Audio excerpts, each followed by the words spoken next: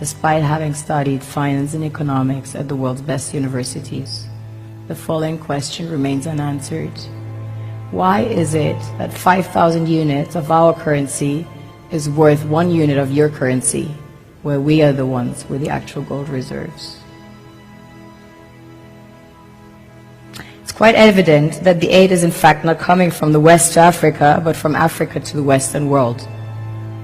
The Western world depends on Africa in every possible way, since alternative resources are scarce out here. So how does the West ensure that the free aid keeps coming?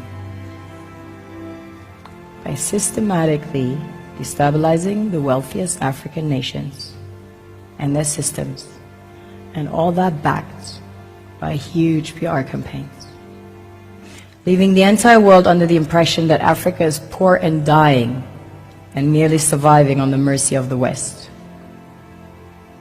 Well done, Oxfam, UNICEF, Red Cross, Life Aid, and all the other organizations that continuously run multi-million-dollar advertisement campaigns depicting charity porn to sustain that image of Africa globally. Ad campaigns paid for by innocent people under the impression to help with their donations. While one hand gives under the flashing lights of cameras, the other takes in the shadows.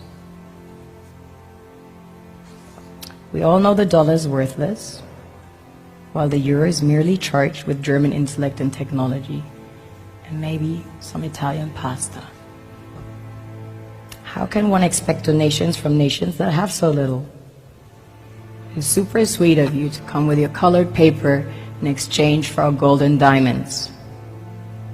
But instead, you should come empty-handed, filled with integrity and honor. We want to share with you our wealth and invite you to share with us. The perception is that a healthy and thriving Africa would not disperse its resources as freely and cheaply, which is logical. Of course, it would instead sell its resources at world market prices, which in turn would destabilize and weaken Western economies, established on the post-colonial free meal system.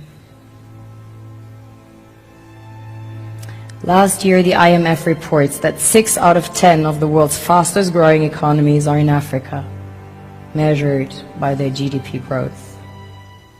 The French Treasury, for example, is receiving about $500 billion year in, year out. Foreign exchange reserves from African countries based on colonial debt they forced them to pay. This is what happens in the human world, the world we have created.